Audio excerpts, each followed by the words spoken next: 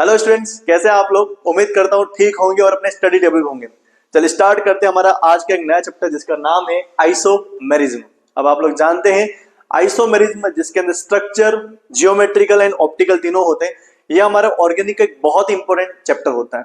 अगर आपको ऑर्गेनिक का बेस स्ट्रॉन्ग करना है, देखो आईयूपीएससी वगैरह हो जाता है हमारे पास, लेकिन आइसोमेरिज्म में जीओसी और रिएक्शन मैकेनिज्म जो चैप्टर होता है ना, उसे बहुत अच्छे से करना होता है। ठीक है, तो आज से हमने लेक्चर स्टार्ट किया है। टॉपिक हमने लिया है कौन सा, आइसोमेरिज्म। पहले हम स्टार्ट करेंगे हमारा स्ट्रक्चर आइसोमेरिज्म। तो सबसे पहले बात करते हैं इसके डेफिनेशन के बारे में। तो अगर मैं डेफिनेशन के बारे में बात बोलूं तो आपको जब भी आइसोमेरिज्म स्टार्ट करते हो तो अभी डेफिनेशन का आप बताएंगे, लेकिन पहले आपके मुंह पे, जुबान पे एक ही बात होनी चाहिए, compounds having same molecular formula. फिर आगे बताएंगे, पहले मेरे साथ आप बोलिए, एक साथ 2-3 बार बोलिए, compounds having same molecular formula. क्या होगा, compound having same molecular formula. अब सर आगे डेफिनेशन बता दीजिए, भूल गए क्या, बता दें। पहले इसके क्लासिफिकेशन के साथ बता, पहले क्लासिफिकेशन लिखो फिर सबकी डेफिनेशन करेंगे। तो देखो आपका ये नंबर तो आराम से हो जाएंगे, आप डेफिनेशन फटाफट कर लोगे। ठीक है, अब देखो अगर आइसोमेरिज्म जो होता है वो मेनली 2 तरह का होता है। मैं यहां बना रहा हूं, आपको साथ साथ बनाते रहिए। ठीक है, एक होगा हमारा कौन सा, स्ट्रक्चरल। एक कौन सा होगा हमारा, स्ट्रक्चरल आइसोमेरिज्म। कभी कभी इसे बोलते हैं हम कॉन्स्टिट्यूशनल। क्या बोलते हैं, कॉन्स्टिट्यूशनल आइसोमेरिज्म। और दूसरा होता है हमारे पास में, कौन सा आता है, स्टीरियो। क्या होता है, स्टीरियो आइसोमेरिज्म। ठीक है, अभी बात करते हैं पहले स्ट्रक्चर के अंदर कौन कौन से होते हैं। स्ट्रक्चर के अंदर आता है पहला चेन। पहला कौन सा आएगा, चेन आइसोमेरिज्म। दूसरा क्या आएगा हमारा, पोजीशन। क्या आएगा, पोजीशन आइसोमेरिज्म। तीसरा आएगा हमारे पास में रिंग चेन। क्या नाम बोला हमने, रिंग चेन आइसोमेरिज्म। चौथा बोल दिया हमने, चौथा कौन सा हो जाएगा हमारे पास में, चौथा हो जाएगा हमारे पास में फंक्शनल। क्या आएगा, फंक्शनल आइसोमेरिज्म। पांचवा, फिफ्थ वाला आएगा हमारे पास में, वो आएगा बेटा हमारे पास में मेटामेरिज्म। मेटामेरिज्म। फिर आएगा बेटा हमारे पास में अगला, नेक्स्ट आएगा, इसमें आएगा हमारा टोटोमेरिज्म। क्या आएगा, टोटोमेरिज्म। एक हमारा जेई के सिलेबस में नहीं है, नीट और जेई के सिलेबस में नहीं, लेकिन सुन लो कौन सा आया, सातवां है हमारे पास में रिंग। अब ये रिंग क्या है इसको हम बताएंगे तो समझ आएगा आपको। ठीक है, तो ये हमने रिंग चेन और रिंग में फर्क होता है, ठीक है, समझाएंगे हम आगे। अब साथ ही साथ स्टीरियो जो होता है वो हमारा 2 तरह का होता है। कौन कौन से 2 तरह के होता है, इसमें एक आता हमारा कौन सा, कॉन्फॉर्मेशन। क्या नाम है, कॉन्फॉर्मेशन आइसोमेरिज्म। दूसरा आता है हमारे पास में कौन सा, ये होता है कॉन्फिगरेशनल। क्या होता है, कॉन्फिगरेशनल, कॉन्फिगरेशनल आइसोमेरिज्म, है ना। अभी और रुको देखो, इसमें आता है हमारे पास में, एक आता है कौन सा, जियोमेट्रिकल। क्या आता बच्चा, जियोमेट्रिकल आइसोमेरिज्म। और दूसरा आता है हमारे पास में कौन सा, ऑप्टिकल, ऑप्टिकल आइसोमेरिज्म। ये आ गया। अभी हम तो डेफिनेशन के बारे में बात कर रहे थे। डेफिनेशन क्या थी, आपने 3 बार बोली थी, बोल के तो कौन सा था, compounds having same molecular formula. अब बात करते हैं कि डेफिनेशन के बारे में, है ना, यहीं से बात करते हैं। अगर मैं बोलता हूं स्ट्रक्चर आइसोमर के बारे में तो क्या बोलेंगे, compound having same molecular formula but different. Different किसमें होगा, हमारा स्ट्रक्चर में, आ रही बात समझ, but different in structure isomer में। इसमें देखो यहां पे, इसमें क्या लिखा हुआ हमारा, चेन। जहां आइसोमर में लिखा हुआ उसके पहले वाला डिफरेंट होगा, आ रही बात समझ। तो क्या बोलेंगे इसके अंदर, compound having same molecular formula but different क्या होगा हमारा, चेन हो जाएगी, चेन लेंथ हो जाएगी। Compound having same molecular formula क्या हो जाएगा हमारा, position. Compound having same molecular formula but different position हो जाएगा। Compound having same molecular formula but different क्या होगा हमारा, रिंग चेन। समझाएंगे भाई, समझाएंगे, इन सबका मतलब समझाएंगे। बड़े बड़े भारी भारी वर्ड भी है यहाँ पे, कॉन्फॉर्मेशनल, कॉन्फिगरेशनल, जियोमेट्री, जियोमेट्री समझ आ जाता होगा, ऑप्टिकल, ये सब समझाएंगे। डेफिनेशन का काम तो हो जाना चाहिए आपके साथ में, फटाफट डेफिनेशन आनी चाहिए। ठीक है, तो एक बार डेफिनेशन वाला काम पक्का कर रहा हूं मैं। फिर आएगा हमारा मेटामर, आएगा फंक्शन, आ गया। इसमें क्या बोल देंगे अपन, ठीक है, compound having same molecular formula but different functional group. यहां देखो, compound having same molecular form but conformation अलग अलग, इसमें क्या होगा, कॉन्फ़िगरेशन अलग अलग, इसमें क्या होगा, ज्योमेट्री अलग अलग, इसमें क्या होगा, ऑप्टिकल बिहेवियर अलग होगा। आ रही बात समझ में? तो ये हमारे पास में क्या हो गया, कितने तरह के हमारे पास में क्या होते हैं, आइसोमर्स होते हैं, है ना। और इसके हमने डेफिनेशन वाला काम भी साथ में कर लिया। अब बात करते हैं इसकी डेफिनेशन क्या होगी, इसकी डेफिनेशन लिख ही देते साथ साथ में। अब हमें क्या देखने को लग रहा है कि जब हम बात कर रहे हैं सर एक ही स्ट्रक्चर, एक आपने लिखा स्टीरियो, इनमें फर्क क्या है, ये जियोमेट्री हमें लग रहा है स्ट्रक्चर इसके अंदर, ऐसा नहीं है। देखो एक बात ध्यान देना कि जो हमारे पास में ये वाला जो आइसोमर है, कौन सा वाला बोल रहा हूं मैं, ये स्ट्रक्चर जो आइसोमर है हमारे पास में, इस स्ट्रक्चर आइसोमर के अंदर सेम क्या है, सेम क्या है, मॉलिक्यूलर फॉर्मूला, बट स्ट्रक्चर अलग है। जब हम स्टीरियो के अंदर बात करेंगे तो इसके अंदर क्या है, सेम, अब दो चीज निकल जाएगी, सेम मॉलिक्यूलर फॉर्मूला और डिफरेंट नहीं, एक और सेम होगा, and same same structure formula, मतलब इनकी स्ट्रक्चर सेम होगी। सर इसका मतलब क्या हो गया, तो इसमें क्या अलग है ना, तो इसमें अलग क्या हो रहा है हमें समझ में नहीं आ रहा, क्योंकि हम लोगों ने पहली पहली बार पढ़ा है। देखो समझना, इसका स्टीरियो आइसोमर में स्ट्रक्चर सेम होता है, लेकिन 3 डायमेंशन में इसका जो होता है अरेंजमेंट ऑफ एटम या ओरिएंटेशन ऑफ एटम, वो क्या होता है, अलग अलग पाया जाता है। आ रही है बात समझ, ठीक है। तो इस वाले कंपाउंड, इस वाले आइसोमर के अंदर क्या होता है हमारे पास में, इनमें सेम मॉलिक्यूलर फॉर्मूला का स्ट्रक्चर भी सेम होता है, बट ओरिएंटेशन अलग होता है। इसका मतलब क्या हो गया, समझ में नहीं आ रहा, बता रहा। देखो अभी समझाता हूं, स्ट्रक्चर में बताते हैं, ठीक है। स्ट्रक्चर से पहले एक काम करते हैं, आप मेरा फोटो खींच लो,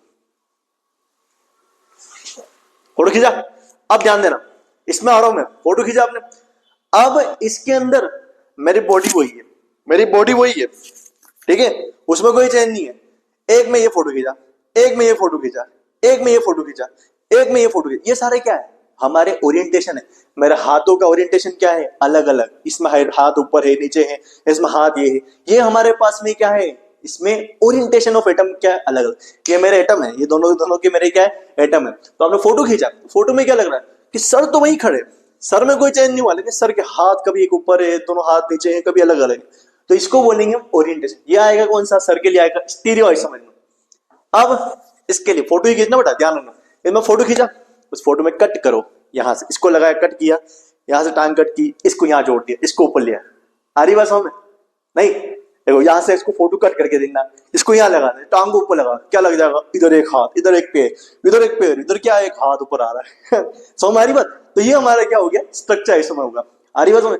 यानी कंपाउंड स्ट्रक्चर मतलब ये होता है कि स्ट्रक्चर मतलब समझ आ गया आपको कि सर की ये जो स्ट्रक्चर है, सर की स्ट्रक्चर ही है, ठीक है। इसमें कोई भी चेंज आता है, फोटो खींच के करना बेटा, साथ साथ में कभी कर मत देना, ठीक है। वास्तविक जीवन में कभी ऐसा होना नहीं चाहिए मेरे साथ में, ठीक है। हाँ जी, तो क्या बोल रहा हूं मैं कि मेरा इसमें स्ट्रक्चर क्या हो गया, अलग अलग, कंपाउंड की स्ट्रक्चर अलग अलग हो जाती है, तो स्ट्रक्चर आइसोमर होता है। लेकिन उसका ओरिएंटेशन ऑफ एटम क्या होता है हमारा, अगर क्या होता है अलग अलग, तो वो हमारा क्या होगा, स्टीरियो आइसोमर। लेकिन उसमें स्ट्रक्चर फॉर्मूला क्या होना चाहिए, सेम होना चाहिए। आ रही बात समझ? तो डेफिनेशन के बारे में बात करें कि आइसोमरिज्म की डेफिनेशन क्या होगी। आइसोमरिज्म वो कंपाउंड होंगे जिनके पास में क्या होंगे, सेम क्या होगा, सेम क्या होगा, मॉलिक्यूलर फॉर्मूला, बट डिफरेंट क्या होगा, डिफरेंट क्या होगा, डिफरेंट ये सारी चीजें होगी। इन सारी चीजों को मैं बोलूं तो डिफरेंट क्या होगी, प्रॉपर्टीज। डिफरेंट क्या होगी हमारी, प्रॉपर्टीज। सब कैसी properties, physical properties, chemical properties, biological properties, optical properties. तो हमने समराइज फॉर्म में क्या लिख दिया, इसका प्रॉपर्टीज क्या होगी, अलग होगी। जल्दी से इसको नोट डाउन कर लीजिए।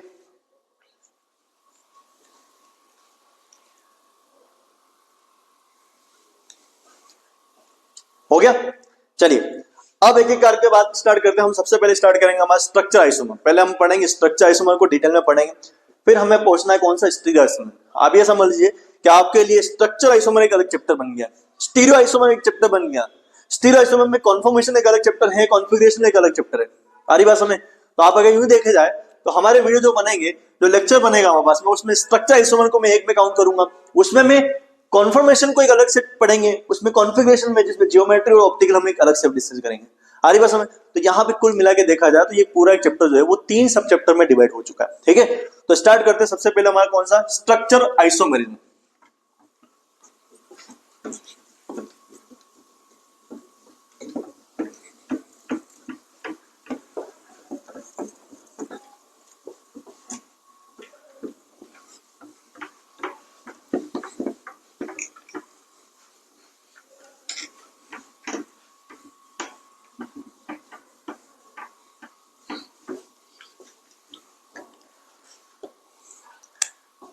स्ट्रक्चर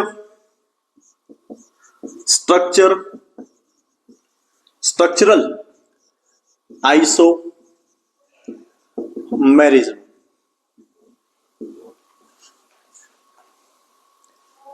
अब अगर हम बात करें स्ट्रक्चर आइसोमेरिज्म के बारे में, तो डेफिनेशन तो मेरे भाई आप लोगों ने लिख दी होगी। और डेफिनेशन क्या थी अभी हमारे यहाँ पे कि compounds having same molecular formula.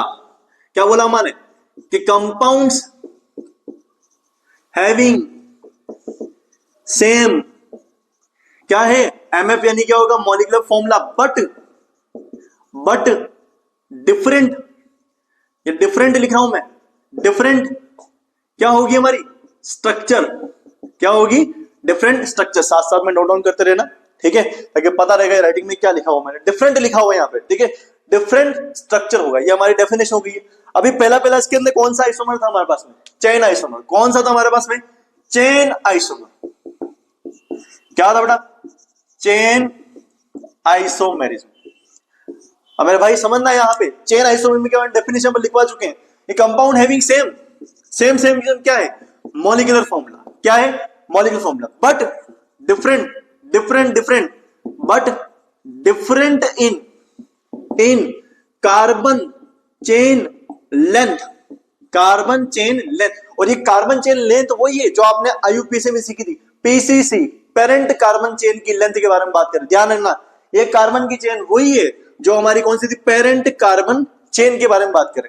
तो यहां पे हमारे पास मतलब क्या होता है, पेरेंट कार्बन चेन की लेंथ क्या होती है हमारे पास में, अलग होती है। कुछ एग्जांपल बताता हूं मैं आपको। जैसे एग्जांपल के तौर पे ये हमारे पास में हो गया एक कंपाउंड हो गया जिसका मॉलिक्यूलर फॉर्मूला क्या हमारे पास में C4। यहां पे अगर मॉलिक्यूलर फॉर्मूला देखो इसका तो क्या है C4H10।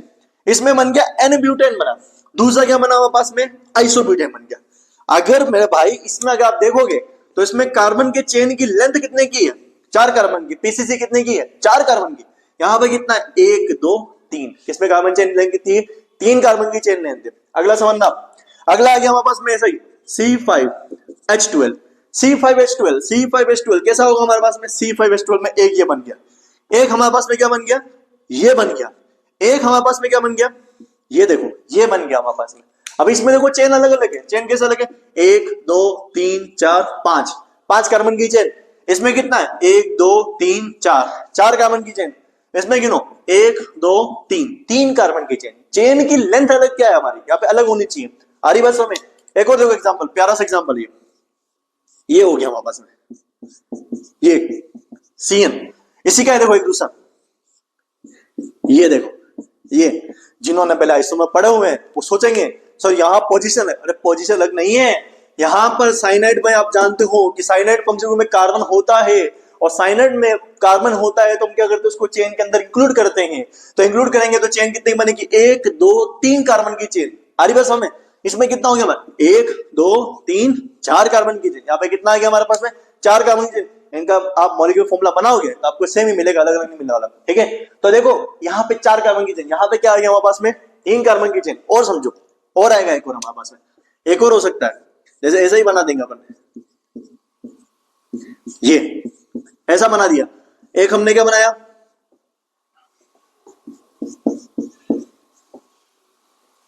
ये बना दिया। गिन के देखो टोटल कार्बन देख लो, 1 2 3 4 5, 1 2 3 4 5, 5 है। इसमें देखो चेन कितने की हमारे पास में, चेन होगी बेटा हमारे पास में 1 2 3। इसमें कितना है, 1 2 3 और 4। चेन में फर्क है। आ रही बात समझ। तो ये हमारे पास में क्या होगा, इसका चेन आइसोमर हो जाएगा, ठीक है। देखो यहां तक। तो अगला हमारा आइसोमर आएगा पोजीशन आइसोमर, है ना। चेन हमने पढ़ लिया है। चेन में हमने क्या समझा था कि जहां पर स्ट्रक्चर फॉर्मूला हमारा क्या होगा, डिफरेंट होगा। कौन सी फॉर्मूला में, चेन की लेंथ के अंदर। अभी पोजीशन क्या बोलता है, डेफिनेशन हम लोग पढ़ चुके हैं। डेफिनेशन क्या बोल रही थी हमारे पास में, डेफिनेशन ये बोल रही थी कि compounds having same molecular formula but different in position. पहले लिख देते फटाफट। अभी एक इंपॉर्टेंट किस्सा बताऊंगा यहाँ, मजेदार किस्सा है, मजा आएगा आप लोगों को। देखो क्या बोल रहा है हमारा डेफिनेशन, बोलेंगे कंपाउंड्स हैविंग सेम, क्या होना चाहिए मेरे भाई, मॉलिक्यूलर फॉर्मूला, बट डिफरेंट,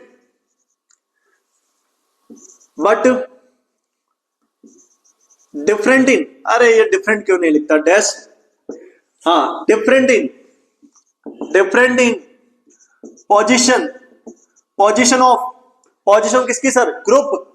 अरे ग्रुप मेरे भाई, ग्रुप कौन कौन से होते हैं? दो तरह के होते हैं, सब्स्टिट्यूट ग्रुप एंड हमारा कौन सा हो गया? Function group. तो दो तरह के ग्रुप हो जाएंगे, तो सभी तरह ग्रुप यहाँ पर लिख देना आप। सब्स्टिट्यूट ग्रुप यानी कि अल्काइल वगैरह ग्रुप हो गया हमारा, मिथाइल इथाइल प्रोपाइल वगैरह जो हो जाएंगे, या फंक्शन ग्रुप अल्कोहल वगैरह जैसे हो गया।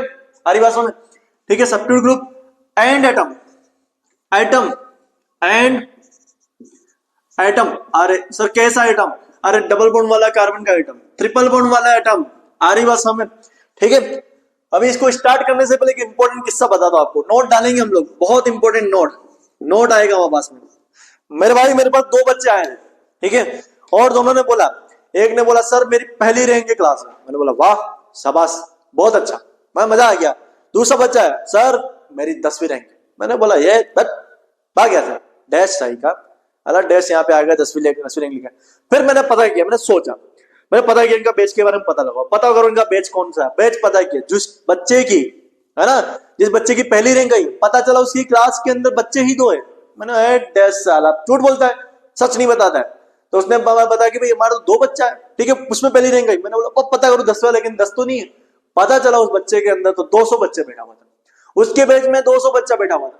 अब मुझे बताओ कितना ये जायज है कि मैंने उसको फटकार लगा, मैं बुलाया इधर आ जा, वापस आ जा, ये डैश कहीं का है ना, इसने झूठ बोला है। यानी कि कहना क्या चाहता, समझ में आया किस्सा आपको? हंसी भली आई होगी आपको कि यहाँ पे एक ने पागल बना दिया, भाई दो बच्चे बोल के पहली रैंक, और ये बेचारा 200 से कम्पीट कर रहा था, उसमें इसकी 10वीं रैंक है। कहने का मतलब ये है कि पोजीशन जब बात करते हो आप, जब पोजीशन बात करोगे इन दोनों बच्चों के बारे में, तो उसके देखो कि उसकी क्लास में कितने बच्चे हैं। क्या उसकी क्लास में 200 बच्चे हैं? इसकी क्लास में 200 बच्चे हैं, और अगर इसकी पहली रैंक आती तो बहुत अच्छा होता। आ रही बात समय? लेकिन यहाँ ये बच्चा ज्यादा बेटर निकल गया हमारे पास में। तो वही बात है हमारे पास में, जब भी आप कार्बन यहाँ पर बात करोगे पोजीशन आइसोमर के बारे में, तो पोजीशन आइसोमर के बारे में क्या होना चाहिए हमारे पास में कि जब भी पोजीशन आइसोमर की बात करोगे तो वहां पे कार्बन चेन की लेंथ हमारी क्या होनी चाहिए? सेम होनी चाहिए। मैं लास्ट में आपको प्रायोरिटी टेबल पे बताऊंगा कि कैसे हम पहचानेंगे चेन आइसोमर कौन बता रहा है, पोजीशन आइसोमर कौन बता रहा है, उससे हम देखेंगे। तो यहाँ पे इंपॉर्टेंट पॉइंट लिख देना, महा इंपॉर्टेंट पॉइंट है ना, नोट डाल दो, महा इंपॉर्टेंट बोल, जो भी बोलो याद रखना कि इन क्या बोलेंगे हम, इन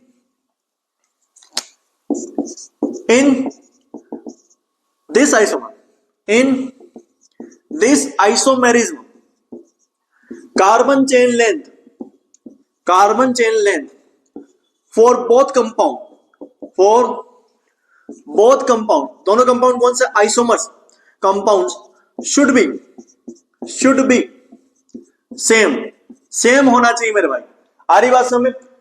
तो आप इसको क्या बोलोगे? ये पोजीशन आइसोमर्स होंगे, और ये फिनोमेना हमारा कौन सा होगा? पोजीशन आइसोमेरिज्म होगा। आइए एग्जांपल देखते हैं हमारे पास में, एग्जांपल देखा जाए। देखो पहला एग्जांपल प्यारा सा, जैसे कि ये हो गया हमारे पास में, इसमें हमने डबल बॉन्ड यहां लगा दिया। अगला वाला देखो, इसमें डबल बॉन्ड यहां लगा दिया, तो क्या हो गया?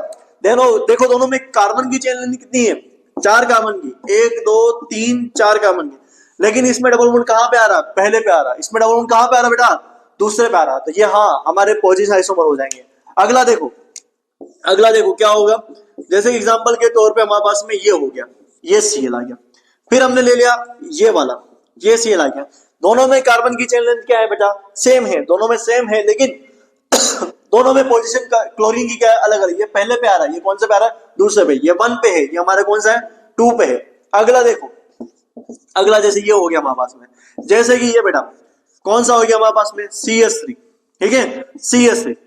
इसके साथ में बना दिया मैंने दोनों CH3 यहां पर, और बना दिया मैंने ये इस तरह से CH3। भाई ऐसा भी पूछा जा सकता है, एग्जाम में ये भी पूछा जाता है कि इनमें से कौन सा आपस में हमारे पोजीशन आइसोमर है। तो उस तरह से देखा जाए तो यहाँ पर इन दोनों की कार्बन चेन लेंथ देगी, लेकिन यहाँ पर इसके कंपेयर में ये दूसरी पोजीशन पे, इसके कंपेयर में तीसरी पोजीशन पे, इसके कंपेयर में चौथी पोजीशन पे। और देखो क्या ये हो सकता है क्या ये हमारा एक और पोजीशन आइसोमर हुआ है क्या?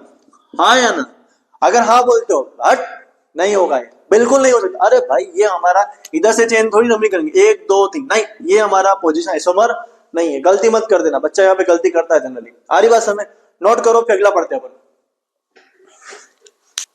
हाँ भाई अगला आएगा हमारा तीसरा वाला, कौन सा? Ring chain isomer. पहले डेफिनेशन लिख देते हैं। कंपाउंड्स हैविंग सेम क्या होना चाहिए? Same molecular formula but different. अब सर डिफरेंट क्या होगा? डिफरेंट क्या होगा sir? Different mode of linkage, mode of linkage, bond बनाने के तरीके में फर्क आना चाहिए, मोड ऑफ लिंकेज हो जाएगा। कैसा? जैसे कि आप ये कह सकते हो कि जैसे ऐसा भी कह सकते हो, है ना, इसको आप ऐसा भी कह सकते हो, साइक्लिक एंड साइक्लिक एंड अरे असाइक्लिक पहले लिखा हुआ है, असाइक्लिक एंड साइक्लिक फॉर्मेट में। आ रही बात समझ? यानी कि एक हमारा क्या होना चाहिए? साइक्लिक होना चाहिए, एक हमारा क्या होना चाहिए? असाइक्लिक होना चाहिए, जिनके मॉलिक्यूलर फॉर्मूला सेम है। ठीक है, तो यहां पे आपको एक इंपॉर्टेंट बात पता होगी कि कोई भी साइक्लिक कंपाउंड होता है उसका कम से कम degree of unsaturation, double bond equivalent, DU या DBE जो बोलते हैं, वो कम से कम कितना होता है? 1 होता है। आ रही बात समझ? 0 वाले DU का कभी हमारा साइक्लिक बनना पोजीशन पॉसिबल नहीं है। आ रही बात? तो यहां पे एक इंपॉर्टेंट बात लिख देना, इंपॉर्टेंट, महा इंपॉर्टेंट पॉइंट है, नोट लिखो। क्या बोलोगे कि ऐसे कंपाउंड के अंदर कम से कम डिग्री ऑफ अनसैचुरेशन कितना होना चाहिए? हमारा 1 होना चाहिए, है ना। तो in this compound, in this type of isomer, in this type of isomerism, compound should have at least 1 DU या 1 डबल बॉन्ड इक्विवेलेंट। आ रही बात समझ? DU जिस बच्चे को पता नहीं होता है, जिसको डबल बॉन्ड इक्विवेलेंट नहीं पता, हम आगे के लेक्चर में उसको लेके आएंगे, डबल बॉन्ड इक्विवेलेंट को जरूर पढ़ाएंगे। आ रही बात समझ? उसका एक सेपरेट लेक्चर बनेगा हमारे पास में। ठीक है, तो डबल बॉन्ड इक्विवेलेंट उसके बाद में क्या होना चाहिए? कम। मैं जिसको पता होता, जिसको पता नहीं, थोड़ा बहुत समराइज करता हूं। जिसका DU 0 होता है वो हमारा क्या होता है? असाइक्लिक होता है। अब आप बोलोगे सर असाइक्लिक होता है, हमने लिखा।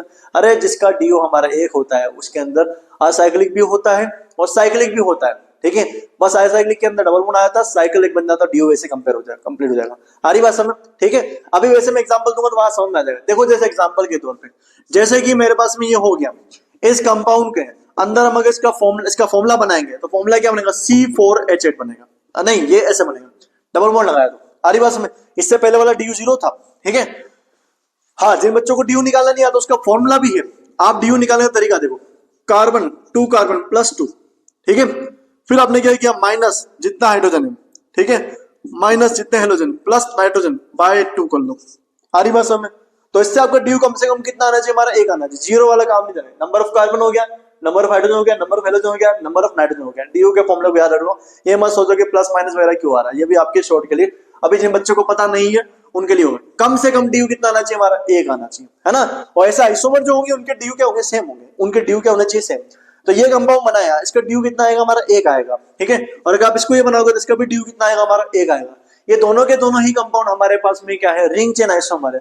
इसमें एक हमारा क्या बना हुआ? चेन बना हुआ है, एक हमारा क्या बना हुआ है? रिंग बना हुआ है। एक अलावा देखो इसी के अंदर एक और आएगा बेटा, एक और होना चाहिए हमारे पास में, जैसे कि ये वाला, इसको देखो, इसमें ये एक बन गया हमारे पास में, ये बनाया हमने, एक ये बनाया।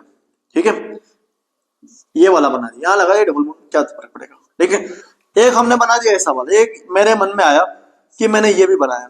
आ रही बात समझ? अब यहां पर सोचेंगे, अब यहां बच्चे सोचेंगे, मैं आपसे पूछूंगा कि ये पहला कंपाउंड, ये दूसरा कंपाउंड, ये तीसरा कंपाउंड, इन तीनों में रिलेशन बताते। चलो बताते जल्दी से। क्या पहला और दूसरा कंपाउंड आपको रिंग चेन आइसोमर लग रहे हैं कि नहीं है? हाँ सर बिल्कुल लग रहे हैं, क्योंकि पहला वाला कंपाउंड हमारा क्या बना हुआ है? एक रिंग की फॉर्मेट में। दूसरा वाला कंपाउंड हमारा क्या है? चेन की फॉर्मेट में, ओपन चेन है। Yes, these R ring chain isomer. बिल्कुल सही, सही जवाब। चलो बात करते हैं दूसरा कंपाउंड और तीसरा कंपाउंड, क्या रिंग चेन आइसोमर है? आप बोलोगे बिल्कुल है सर, बात क्या कर रहे हो, बिल्कुल सही है, फिर वे भी ring chain isomer. Yes, these are क्या है? Ring chain isomer. आ रही बात समझ? फिर बात करेंगे कि क्या पहला और तीसरा रिंग चेन आइसोमर है? कुछ बच्चे बोलेंगे यहां पर सर कार्बन चेन वाला है, चेन की लेंथ का फर्क आ रहा है, ये तो चेन आइसोमर हुए। बट झूठ थोड़ी बोलूंगा मैं तुम्हें, ये भी हमारा क्या है? रिंग चेन आइसोमर है। अरे भरोसा कर लो मुझ पे, ये भी हमारा क्या? Ring chain isomer. अब सोचोगे क्या बात करते हो सर, आपने तब डेफिनेशन लिखा है, तब बोला था कि यहाँ पे हमारे कार्बन चेन की लेंथ अलग होनी चाहिए। अरे मेरे भाई, पहले ऐसा माना जाता था कि ये दोनों एक दूसरे के क्या होते हैं, ये हमारे कार्बन चेन में फर्क है, तो पहला ऐसा माना जाता था। पहले वाली किताब, बहुत पुरानी किताब है, ठीक है, पहला माना जाता है। मेरे पैदा होने से भी पहले की बात बोल रहा हूँ, ठीक है, अब तो भूल जाओ। तो उसमें लिखा हुआ होता था कि यहाँ पर इन दोनों में रिलेशन कौन सा है कि ये एक दूसरे के चेन आइसोमर है। लेकिन अगर बात करें हम SH-CH3 के बारे में, SH-CH3 के बारे में, तो ये ओपन चेन में आ गया। मान लो मैंने यहाँ पे और CH3 की लेंथ बढ़ा दी तो वो तो ओपन चेन में आया ना हमारे पास में, आ रही बात समझ, तो वो तो ओपन चेन में आ जाएगा। तो एक ओपन चेन में एक भी साइड चेन आ गई हमारे पास में, है ना, और एक साइक्लिक पूरा बना हुआ। अगर मैं इसको चेन के अंदर लेके आ गया तो पहले ये ओपन चेन के अंदर था, ये पहले ओपन चेन के अंदर था, अब क्या आ गया, चेन के अंदर आ गया, तो इसलिए क्या होगा, रिंग चेन आइसोमर। ध्यान समझना, पहले ये ओपन चेन में था, नॉन साइक्लिक था। मैंने अभी 4 का एग्जांपल दिया, 5 यहाँ पे 10 वाली चेन बना के देखोगे आपको मतलब आ जाएगा, ठीक है। तो यहाँ पर पहले वो क्या थी, वो चेन की लेंथ क्या थी, ओपन चेन में था, अब वो कहाँ आ गया, रिंग के अंदर आ गया, मोड ऑफ लिंकेज में फर्क आया, तो ये हमारे क्या होंगे, रिंग चेन आइसोमर होंगे। आ रही बात समझ में, आया ना। चलिए जल्दी से इसको नोट डाउन कर लीजिए। चलिए अगला वाला हमारा रिंग आइसोमर में, हालांकि मैंने इसको क्लासिफिकेशन में 7 नंबर पे डाला था, ठीक है, लेकिन लेक्चर के समय के हिसाब से देखा जाए, ज्यादा लेक्चर बड़ा हो रहा है हमारा, तो समय के अकॉर्डिंग मैंने छोटा सा आइसोमर, वैसे हमारे सिलेबस में है नहीं, लेकिन ध्यान होना चाहिए, पता होना चाहिए, ठीक है। रिंग आइसोमर, अब आप सोचोगे sir ring chain isomer, ring isomer अलग अलग है क्या? बिल्कुल अलग है, बताता हूं मतलब। पहले डेफिनेशन लिखो, compounds having, compounds having, compounds having same क्या है, सेम क्या है, molecular formula, but different type of ring, different type of ring.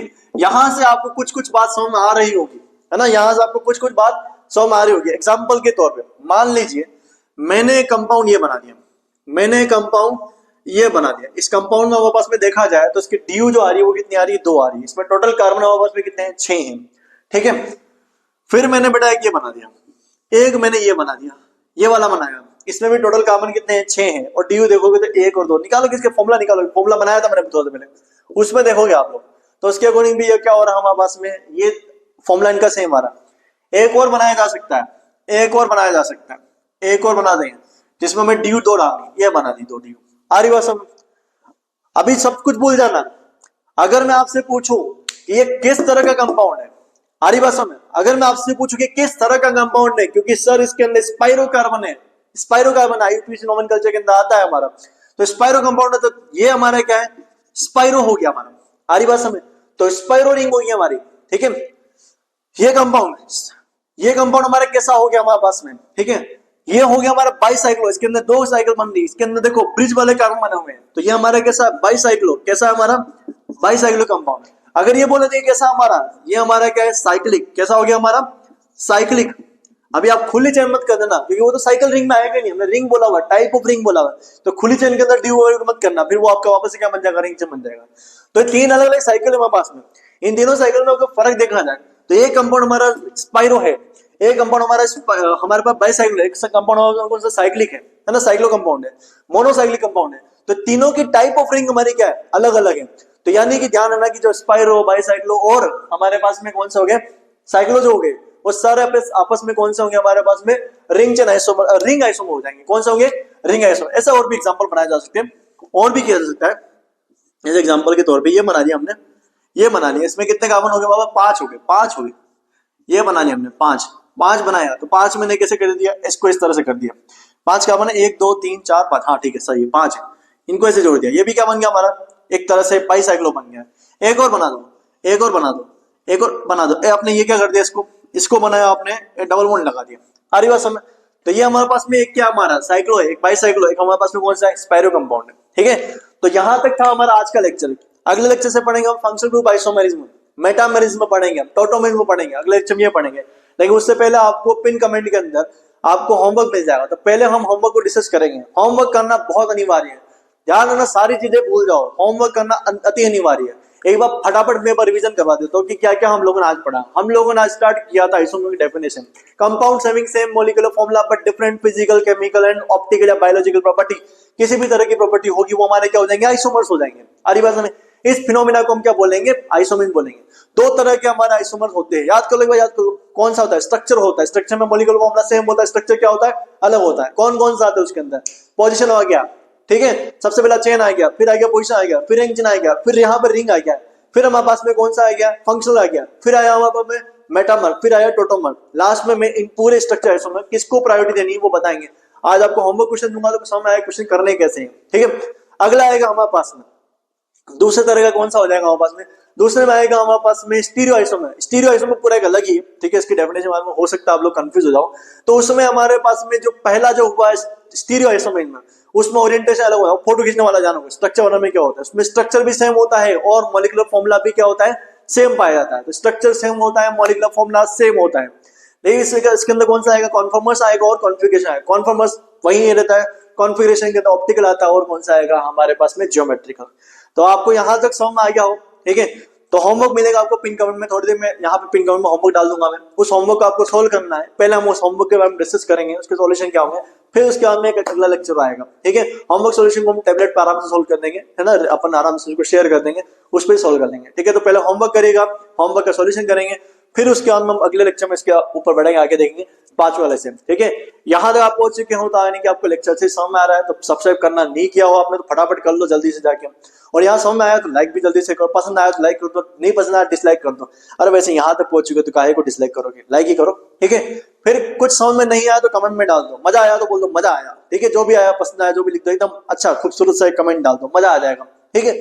फिर करना हो तो करो, हालांकि जबरदस्ती नहीं है, लेकिन नोट्स जरूर बनाना, नोट्स जरूर बनाना। सीरीज स्टार्ट हुई है, स्ट्रक्चर से स्टार्ट हुई है, ऑप्टिकल कराएंगे हम, बाद में रिएक्शन मैकेनिज्म में पढ़ेंगे, पूरा ऑर्गेनिक को कंप्लीट करेंगे, यहीं से करेंगे। आईयूपीएससी को छोड़ के बाकी सब कुछ करेंगे, आईयूपीएससी सबको आता है, आईयूपीएससी को भी आगे जाके क्लास में डाल देंगे, कोई दिक्कत नहीं, ठीक है। तो यहाँ समझ में आया हो तो आप सब्सक्राइब करना, शेयर करना, लाइक करना, और अपने दोस्तों को बताना, देखो साथ में कौन है, यहाँ पढ़ो हिमांशु सर से पढ़ो, आओ, ठीक है। आ रही बात समझ में, चलिए मिलते हैं अगले लेक्चर में, बाय।